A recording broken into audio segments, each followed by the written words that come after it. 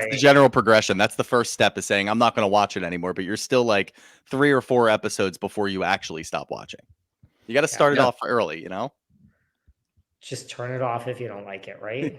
Yeah, exactly. But I think that, I think everyone's going to suffer through this season regardless, just to see what they can do with it. I think that the real question mark lies in next year. I don't think this season's going to be fine. People are going to tune in to hate watch Sandoval. They're going to tune in because they are going to want to bitch and moan about how the show's not what it used to be. Like, there's all sorts of reasons to watch it other than enjoying it, unfortunately. But let's get into today's episode because we all just watched it. And as we know, Allie and James are hosting a pool party. They spent $2,000 on this pool party to have everybody over. But we get a little quick note that was kind of funny that the Lyft driver that dropped off Ariana and Sandoval. Wow. Sandoval. You're getting fancy here tonight. I know. You're making Tom fancy. What the fuck? Tom Sandoval and Ariana were dropped off at their place by the same Lyft driver, and then he drove them back from See You Next Tuesday, which is such a funny callback. And I don't know who this man is, and Ariana's 100% right. I want to talk to this guy. One, he has no idea what Scandoval is, or he just played it super cool. And two, what would that car ride be like? What is that like when they were in the heat of it? She had just found the video of Raquel and they're driving back in a Lyft, and this poor man's just silently sitting there. But also a little weird that he recognized the house and a Lyft drive before. Are we a little concerned about that one? No? Couple months later? He's like, hey, I know this house. Oh, dude.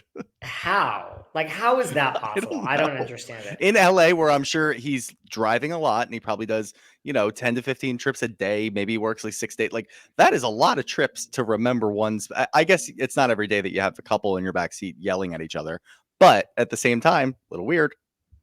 Raised an eyebrow. It's a little weird. I think that does call into question whether or not he did actually know about what was going on.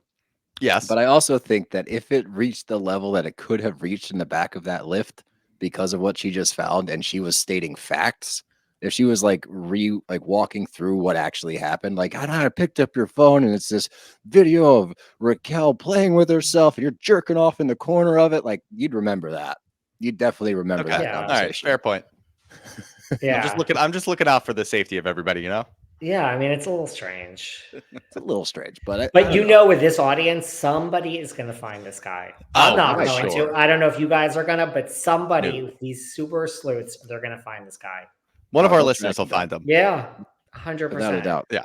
But this next scene is a big one, and this is when LVP brings over Scheana and Lala to Villa Rosa, which, it's always a delight to go there. And again, why don't we film there more? I love that house. I want to see that house. But LVP brings them over to discuss Sandoval. And as we know, LVP lost her brother to suicide. So this topic hits very close to home for her. And in talking to Sandoval, there's some things that are reminding her of her brother, some things that he had mentioned and said. And, Tom flat out brought up the fact that he was having suicidal thoughts. And again, this is such a touchy subject. I think I do agree with LVP, and you would rather extend a hand and be manipulated than not do anything and live with regret. So that I do understand. But I think it's interesting with these two, with Lala and Scheana, who made a ton of money on talking shit about Sandoval for a very long time. For an extended period of time, they sold merch, and up until somewhat recently, pretty much the filming of the show and probably this scene, up until this scene, they were probably still talking shit. So was it quick of them to turn? Like, they turned like that. They're like, yeah, you're probably right. We should probably reach out a hand to him and make sure he's okay. Or do you think that she really hit home in that conversation with them? I think, what do you mean like that? I think that they're just like, okay, this is the job and this is sure, whatever. So do you think my feeling on that whole scene was that LVP is trying to produce a show and she is trying to get her pawns to play the game again. And she's trying to get this group back together because the group back together means good ratings. Yeah, and the thing is, like, we hated Diana Jenkins, and now she's gone. We love to hate Ramona Singer. So, like, we're not getting rid of Tom Sandoval. So that's just like that's known. So I think by the end, look, there's a lot of rumors out there too. By the end of the season, we're all going to start to be like, maybe. Like, they're giving him as best an edit as they could, and they're giving Ariana kind of not a great edit. But I think it's going to get even more favorable towards him. So I just think it's more like you said, they're producing a show and like they're just not getting rid of this person. And like, we have to start softening this and shut up, Lala, shut up, Scheana. You all got huge raises. And I really do think that it's not knocking them. I just truly think that I think, like you said, where was this show season 9? We were on life support. I just think it's like, there's nothing worse than reality TV stars wake up when it's like, it's the end, like the check's going away and now your check's even bigger. I think that's why it does work, because they all know what they know it was going away. So they're like, we'll just make great TV. Sure. Yeah. That's just my opinion. I think that makes sense too. And my gripe with this is that it's just a little too soon. It's a little too quick to do this. Okay, we need to sit down and forgive Tom instead of letting them all kind of air it out. I mean, we got to see James sit down with them. Everybody that's close enough to him is on the verge of ready to forgive him. I mean, we see Scheana breaking down pretty much every scene that she talks about Tom. So you know that as soon as he says hi to her, which he did in the back alley, she's basically ready to forgive him if he says the right things. So is James when he goes over for his her birthday. outfit. What did he call her? Yeah, Shania Twain on the motorcycle. Yeah, she's like, oh, we're good now. As soon as he said that, she was like, okay, yeah, we're okay. If you apologize to me right now, we're good. And I will go white knight for you into battle.